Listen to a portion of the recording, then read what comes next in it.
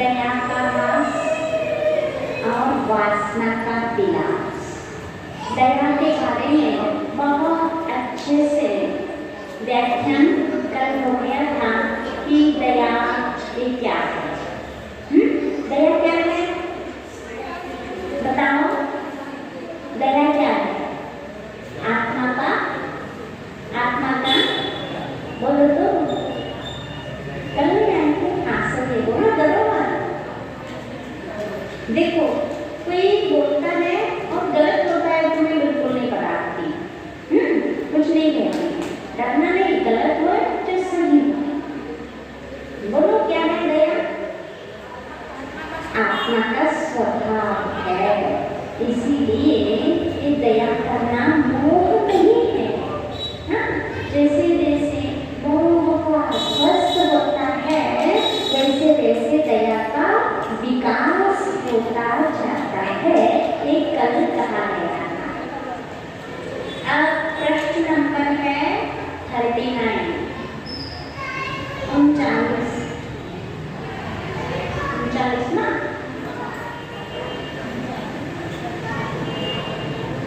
क्या बोलते?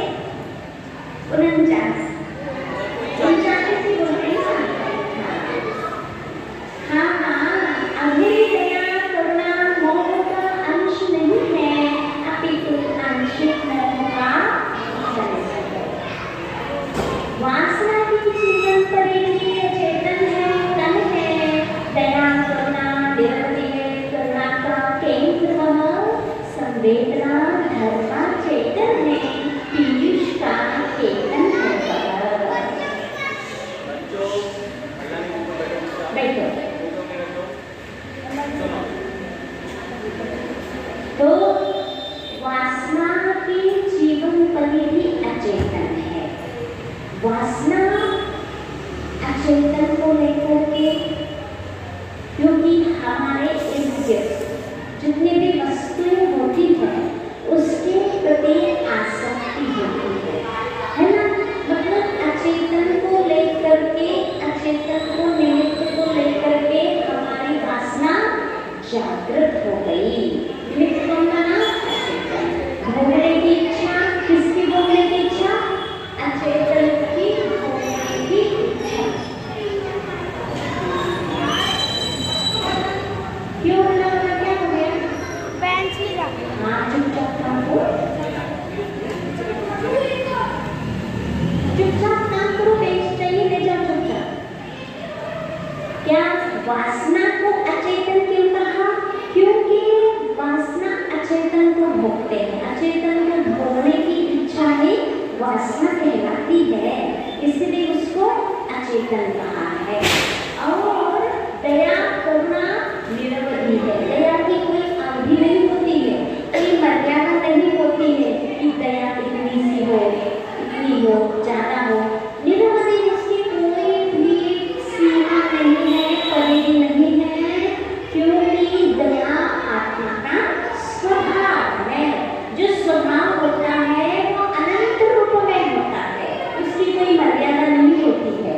हाँ, तो इसीलिए दया की क्या है? निरवधि है। और वह निरवधि होने के कारण वह कहाँ होती है? जो संवेदना धर्म चेतना है, चेतना ही उसका केंद्र है। एक छोटे बच्चों की जो पाठशाला जो पढ़ाते थे ना, वो पाठशाला वाले बच्चों को, पाठशाला के जो बच्चे आए हैं, आए और कौन पढ़ाता है? नहीं तो वो बहुत बंद करेंगे। कौन लेकर पाठशाला? आए नहीं क्या? नहीं आए, क्योंकि बड़े बच्चों को तो माता जी ले रही है ना, छोटे बच्चों को बंद करेंगे। तो दया का केंद्र क्या है? चेतना है। मतलब जहाँ चेतना है वही दया का वास है। इसलिए कल भी कहा था, किसी के अंदर करुणा है, किसी के अंदर दया समझ में आ रही है, तो ये निश्चित है कि जीव भी कोई तत्व है, आत्मा भी कोई वस्तु है, ये दया से समझ में आ जाता है। यदि आत्मा जीव कुछ नहीं होता, कोई नहीं मानता वाला आत्मा नहीं मानते, जीव कुछ चीज नहीं होता, अच्छा ये नहीं मानते, तो ये बताओ ये दया करुणा की हो रही है कि कौन कर रहा है?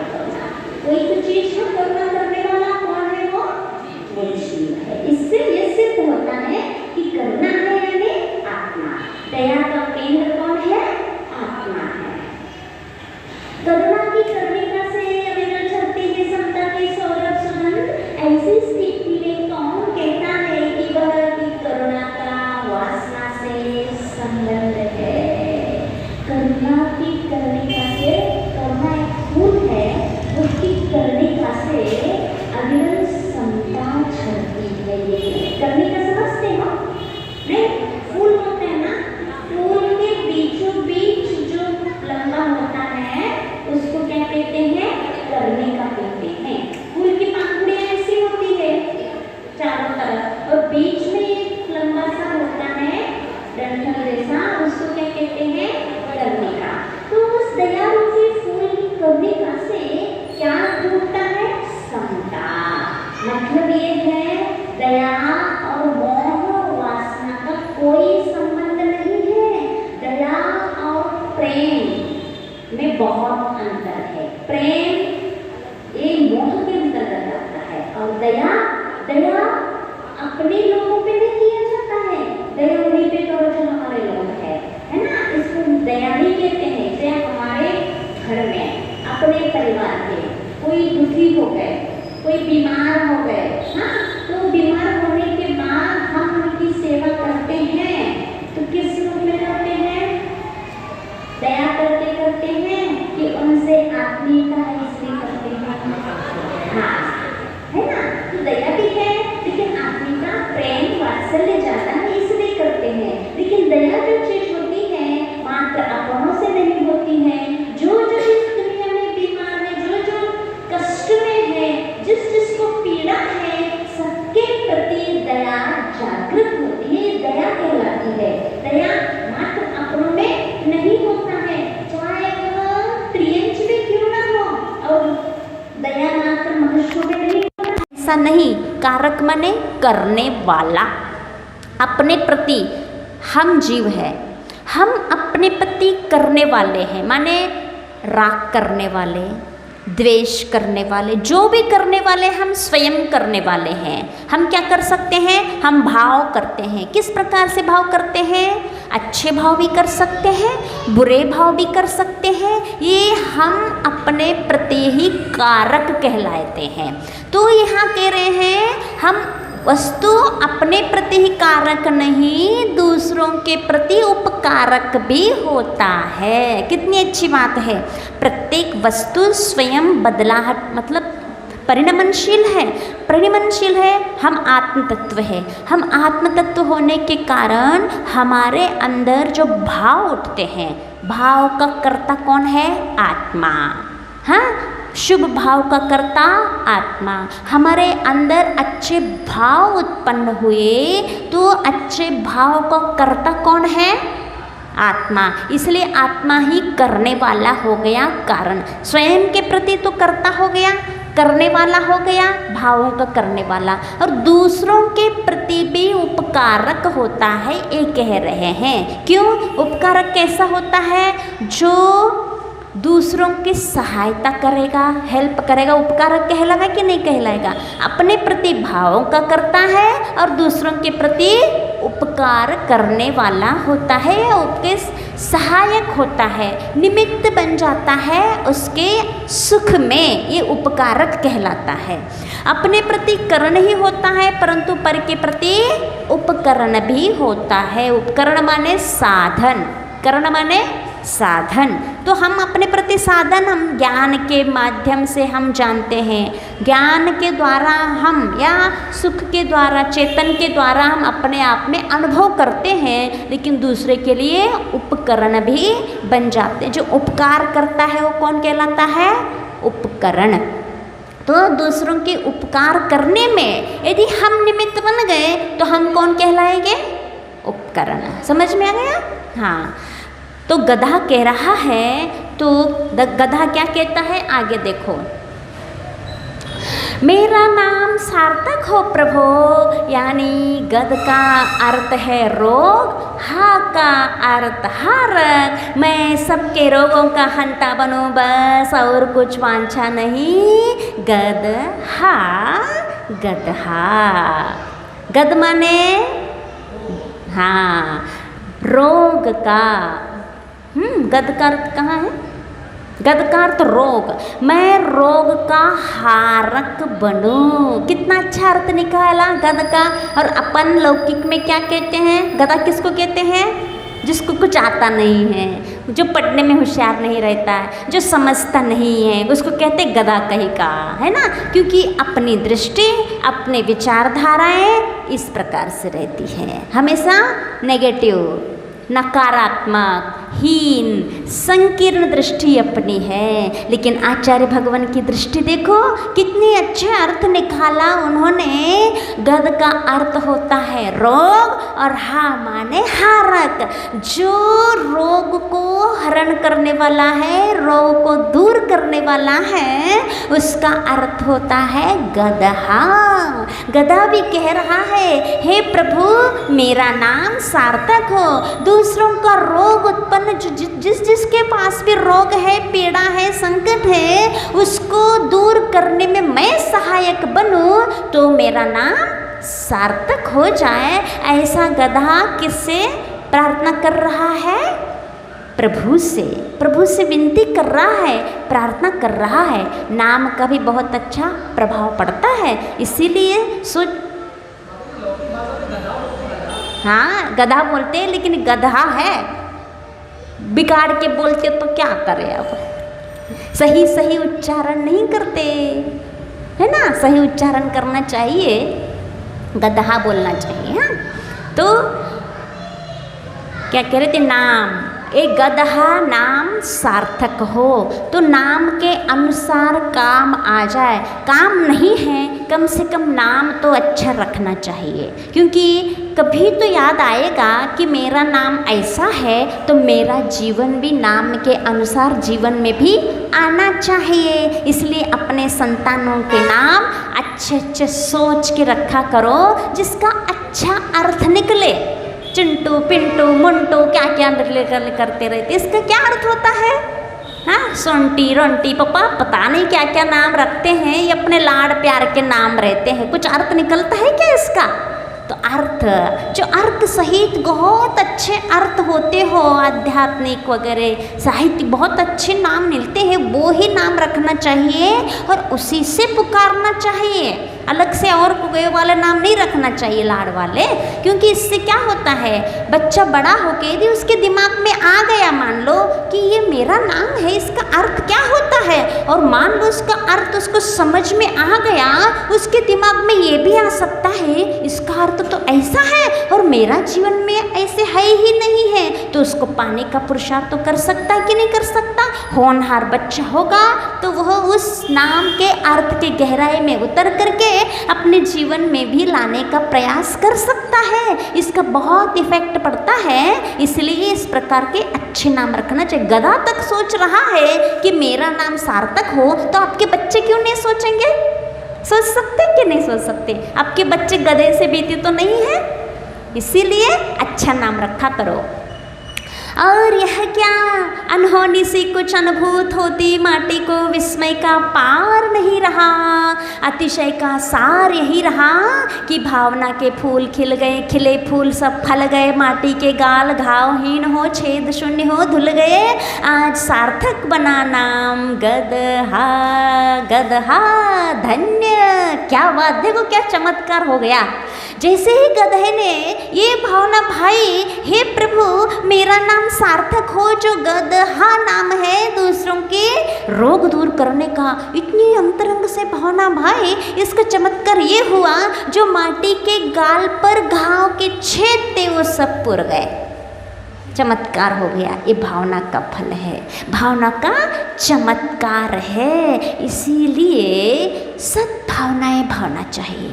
हम कुछ नहीं कर रहे हैं, कर नहीं पा रहे हैं, गधा क्या कर पाता था, कहीं से औषधि ना ले सकता था, किसी को पीड़ा है तो हाथ पांव दबा के कुछ खिला पिला के ये कर नहीं सकता था। गधा है, त्रियंच प्राणी है, उसके आप जैसे हाथ तो है नहीं है तो उठाधरी करे और उनकी सेवा करे, लेकिन भावना भाने का उसके पास चेतना थी, पंचेंद्रिय था और मन था, उसका उन्हें उपयोग किया। मन होने के कारण उन्होंने ये भावना भाई कि जितने भी रोग है उसका हारक मैं बनूं। भावना का फल ये हुआ कि माटी का रोग दूर हो गया। इसीलिए हम कम से कम भावना तो बहा सकते हैं अंतरंग से। मान लो आप घर में यहाँ कहीं भी बैठे हो और एम्बुलेंस जा रहा है, एम्बुलेंस की तो सबको आवाज़ पहचान में आ जाती है ना, तो उस समय क्या भावना भावोगे? तुरंत भाव आना चाहिए, हे प्रभु इसमें जो भी पेशेंट जा रहा है उसका बहुत अच्छा हो जाए, वो स्वस्थ हो जाए, निरोग हो जाए और उसको जीवन दान मिल जाए। जी याद आएगा? जैसे ही एम्बुलेंस की आवाज़ सुनोगे या कहीं भी ऐसी सुनाई देगी कि ये इसका एक्सीडेंट हो गया, इसको ये रोग हो गया, कोई भी हो XYZ अपना ही नहीं, तो तुरंत क्या भाव आना चाहिए? आँख बंद करके हे भगवान ये स्वस्थ हो जाए, इसका रोग दूर हो जाए। इस भावना का भी इफेक्ट पड़ता है, प्रभाव पड़ता है, भावनाओं का बहुत प्रभाव पड़ता है। जैसे गधा का भावना का माटी के ऊपर प्रभाव पड़ा। आजकल जो रेकी हीलिंग सब चल रही है, क्या चीज़ है ये? अपने यहाँ की ही चीज़ें हैं। प्रार्थना भावना, जब डॉक्टर के यहाँ भी जब दिखाने जाते हो ना, तब क्या यहाँ इसी में आता है, आगे आएगा, जब दवा काम नहीं करती तो दुआ, हाँ जब हवा काम नहीं करती तब दवा काम करती, तब दुआ काम नहीं करती तब दवा काम नहीं करती तो दुआ काम करती है। हाँ और 2-4 है, इसमें मुझे याद नहीं आ रहा, आगे माटी के में इसी में आएगा। तो ये भावनाएं क्या है? हाँ जब बहुत सीरियस केस रहता है तब डॉक्टर भी यही कहता है, अब भगवान से प्रार्थना करो, मेरे हाथ में कुछ नहीं है, लेकिन भगवान सबसे बड़ा है। तो कहाँ है भगवान? हमारे सद्भावना ही एक भगवान रूप है कि हम भावना बहाएंगे तो कुछ न कुछ अच्छा प्रभाव जरूर पड़ेगा। तो इसीलिए हीलिंग और रेकी जो होती है ना, वो भावना का ही प्रभाव होता है और कुछ नहीं होता है। आजकल जो बहुत स्पीड में चल रही ये चीज़ें, जैसे पहले आप लोगों ने यदि पुराण पढ़ा होगा, कोई चरित्र पढ़ा होगा, तो उसमें ऐसे कुछ प्रसंग आते हैं महापुरुषों के। कैसे आते हैं?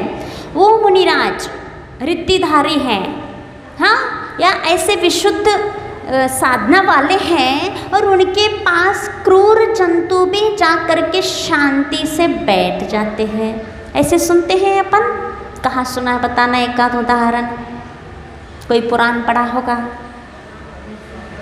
सैनिक चरित्र पढ़ा?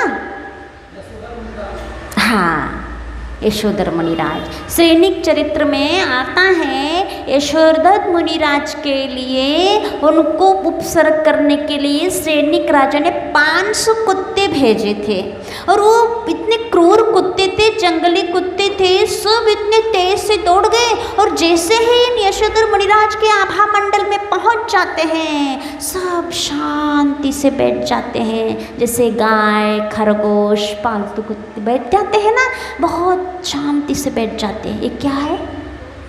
उनकी विशुद्धि, उनकी सद्भावनाएं, उनका शुद्ध उपयोग, उनका आभा मंडल ऐसा हुआ कि क्रूर पशु भी शांति से बैठ गए। ये अपना चिन्ह बनाते हैं ना, वेदी के नीचे बनाते, या कोई फोटो के कि शेर और गाय एक साथ पानी पी रहे हैं और शेर का बच्चा गाय का दूध पी रहा है और गाय का बछड़ा शेरने के दूध पी रहा। तो ये क्या है? वहाँ क्या है ये प्रतीक? समझते हो कि इतनी वीतरागता है, वीतरागी के पास आकर के भी जन्मजात वैरी भी मित्र बन जाते हैं। ये भावों का प्रभाव है, ये अंतरंग की विशुद्धि का प्रभाव है। ठीक इतनी विशुद्धि, इतना शुद्ध उपयोग तो हमारा नहीं हो सकता है कि शेर और गाय आके हमारे पास बैठ जाए, क्योंकि हम इतने विशुद्ध वाले नहीं हैं। लेकिन इतनी सद्भावना तो हो सकती है कि कोई क्रूर मनुष्य, मतलब कोई चिल्ला रहा है, कोई क्रोध कर रहा है, तो हम इतनी सद्भावना भाएं तो वो शांत हो सकता है। किसी की पीड़ा है तो हम अपनी सद्भावना से बहुत अच्छे से उसको यदि टच कर लें, अच्छे प्रेम से, वात्सल्य से, दया करुणा से उसके सिर पे हाथ फेरे, तो क्या उसको सुख का अनुभव नहीं होगा? शांति का अनुभव नहीं होगा? होगा, जरूर होगा। यदि सद्भावना से ये करते हैं तो ये भावना का प्रभाव पड़ता है। तो आजकल नमोकार मंत्र पढ़ के भी बहुत सारे रोग दूर की जाती हैं। ये मंत्र और हमारी भावनाएं दो जुड़ जाती हैं तो वहाँ कोई रोग ठहर नहीं सकता है। मंत्र के अंदर भी बहुत प्रभाव होता है, लेकिन सद्भावना अपनी भी होना चाहिए। अकेले मंत्र काम नहीं करता है। तो ये है, गधे ने भी क्या कर दिया? सद्भावना भाई, और माटी का जो गाल पे जो घाव थे वो सब मिट गए। गधा धन्य हो गया। दोनों की अनुकंपा सहजा है, सहजा बहने सी लगती है ये, अनुजा अग्रजा सी नहीं। परस्पर उपग्रहो जीवानाम, यह सूत्र सुक्ति चरितार्थ होती है इन दोनों में। सब कुछ जीवंत है यहाँ, जीवन, चिरंजीवन, संजीवन। तो उन दोनों यहाँ कह रहे हैं दोनों की अनुकंपा सहज है, सहजा बहने से लगती है ये, अनुजा अग्रजा नहीं। कौन? दया, माटी की दया और गधे की दया। माटी के ये भाव थे कि मेरे कारण गधे के पीठ पर घाव हो गए, मैं उसमें निमित्त बनी हूँ, ऐसे सोच करके अपने जो छन छन के मिट्टी उसमें भरती जा रही थी और उसके कारण गधे के पीठ के घाव भर गए थे। और गधे ने ये सोचा कि माटी के घाव पे घाल पे घाव है तो इसका हारक मैं बनूं। इस भावना का ये प्रभाव पड़ा कि माटी के गाल के घाव मिट गए। मतलब गधे की दया और माटी की दया दोनों बहने लग रही हैं। ये अग्रजा अनुजा नहीं, कोई छोटी बड़ी नहीं, ये जुड़वा लग रही है। क्या? यहाँ अनुजा अग्रजा सी नहीं, जुड़वा लग रही है। इसका मतलब ये है कि गधे की दया बड़ी हो और माटी की दया छोटी हो, या माटी की दया बड़ी हो, गधे की दया छोटी हो। इसमें छोटी बड़ी का कोई भेद नहीं है, ये दोनों दया एक सी है, इसमें कोई छोटा बड़ा नहीं है। इसीलिए इन दोनों बहनों को, माने दोनों की दया को जुड़वा बना दिया, इसमें कोई भेद नहीं है। कितनी अच्छी बात है ना। इतनी गहराई को अपन समझ नहीं पाते, जितना हम समझ रहे हैं ना वो भी उथला ही उथला समझ लो। इसकी और बहुत गहराइयाँ हैं जो आचार्य भगवान के चिंतन मनन को हम समझ नहीं पाते। जितनी बुद्धि है उतना ही निकाल पा रहे हैं हम उसमें से। बहुत सारों ने पीएचडी की है, एक दोनों नहीं, हमने सुना है 90 लोगों ने पीएचडी की है। परस्पर उपग्रहो जीवानाम, यह सूत्र सुक्ति चरितार्थ होती है इन दोनों में। सब कुछ जीवंत है यहाँ, जीवन, चिरंजीवन, संजीवन। इस दया के अंदर जीवन भी है। चिरंजीवन माने दीर्घ जीने, दीर्घ जीवन को चिरंजीव कहते हैं। और संजीवन माने जीवन में ताकत, पुष्टि देने वाला संजीवन कहलाता है। तो इस दया के अंदर जीवन भी है, चिरंजीवन भी है और संजीवन भी। इस पर भी अपनी लघुता की अभिव्यक्ति करती हुई माटी की अनुकंपा की, सपदा हो या आपदा, चेतन हो अपना वाहन बना, यात्रा करना अधूरी अनुकंपा की दशा है यह, जो रुचती नहीं इस जीवन को। क्या कह रही माटी? माटी अपनी लघुता प्रकट कर रही है, कह रही है सपदा हो या आपदा, माने किसी के पास पैर हो या पैर ना हो कोई बात नहीं, चाहे सपदा हो आपदा, लेकिन वो किसी चेतना को या चेतन को वाहन बनाना या अनुकंपा अधूरी है।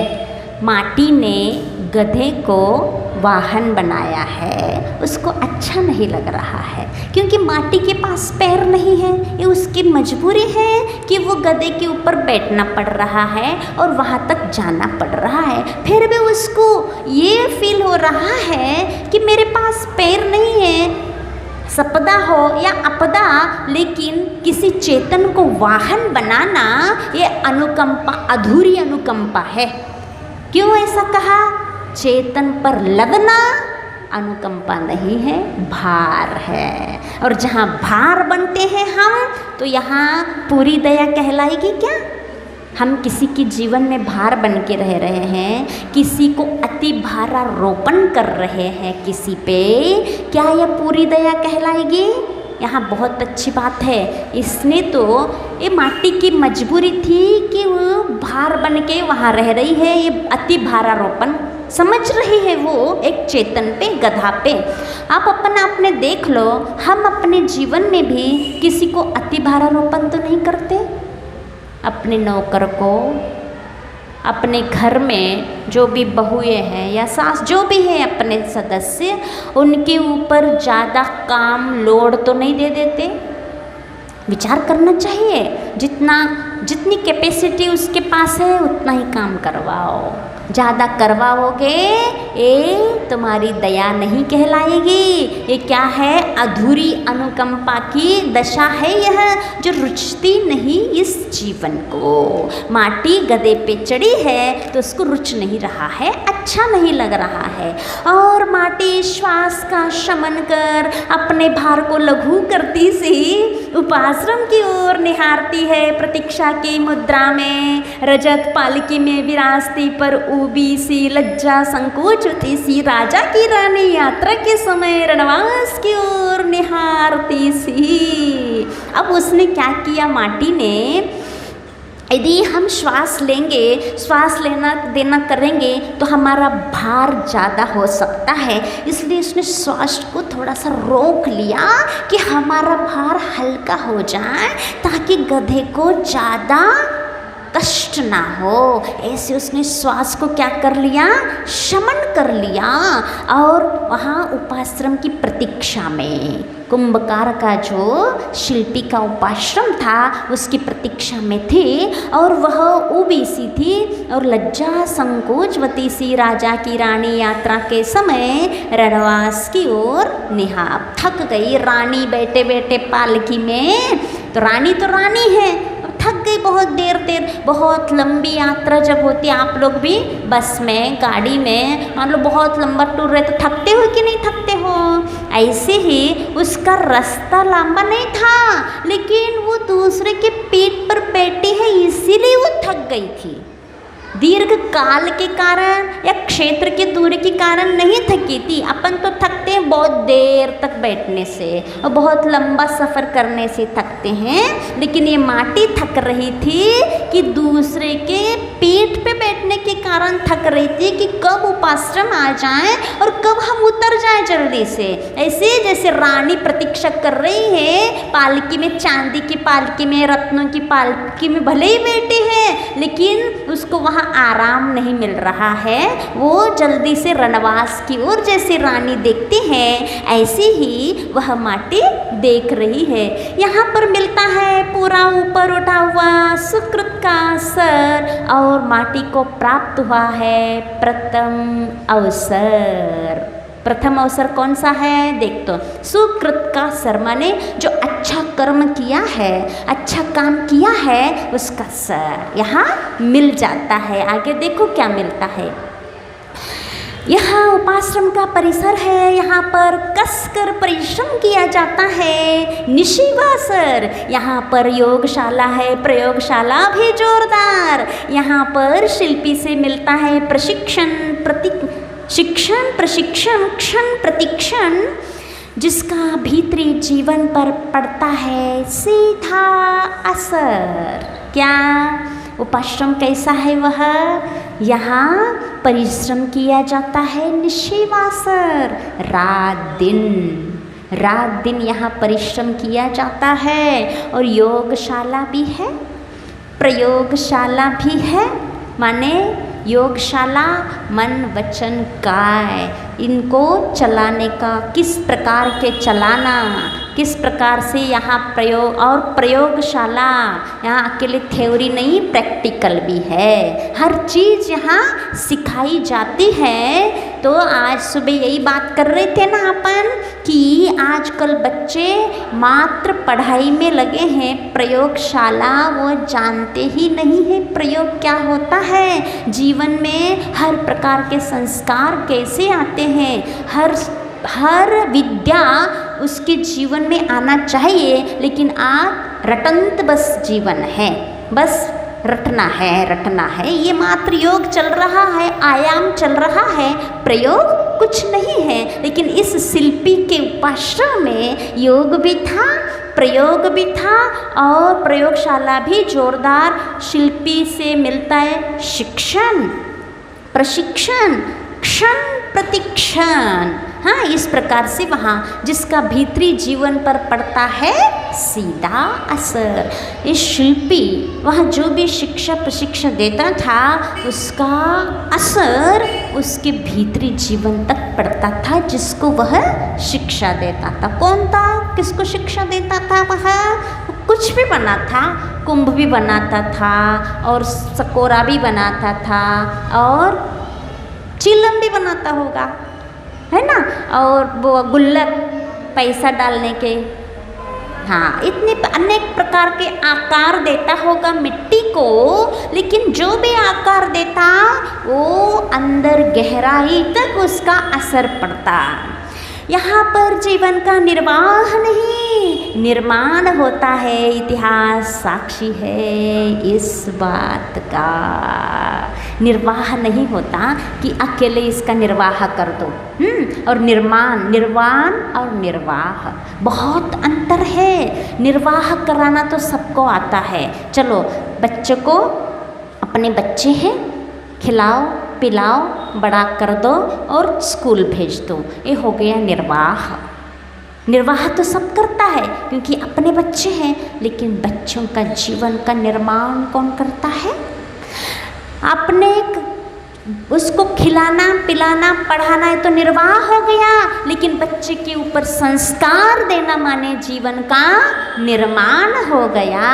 निर्माण करना मात्र दायित्व नहीं होता, कर्तव्य नहीं होता, उसका निर्माण करना मुख्य मायना रखता है। इसलिए निर्माण की ओर ज़्यादा ध्यान देना चाहिए कि जीवन का निर्माण हो जाए। माने जो मनुष्य है, जो जिस रूप में रहता है, जैसे घड़ा है, घड़े का निर्माण वो करेगा, निर्माण करता है, निर्वाह मत नहीं होता है क्या?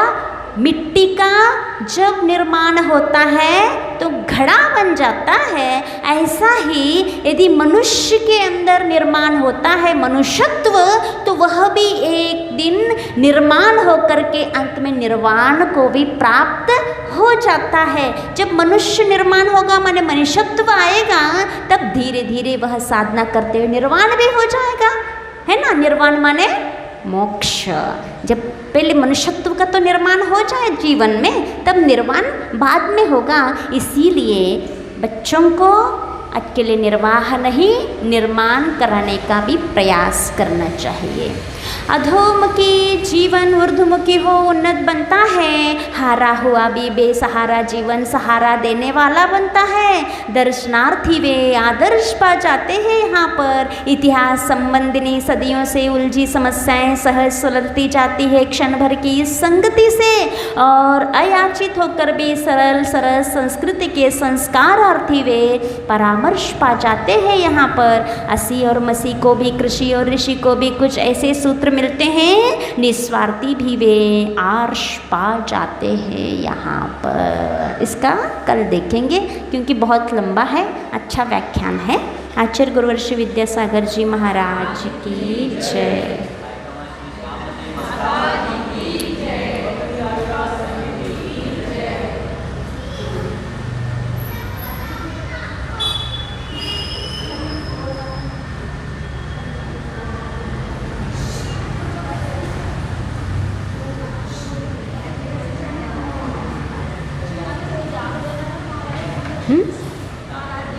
हाँ, मुझे वो सुबह कुछ भी ज्ञात नहीं था, मुझे मालूम ही नहीं क्या हुआ।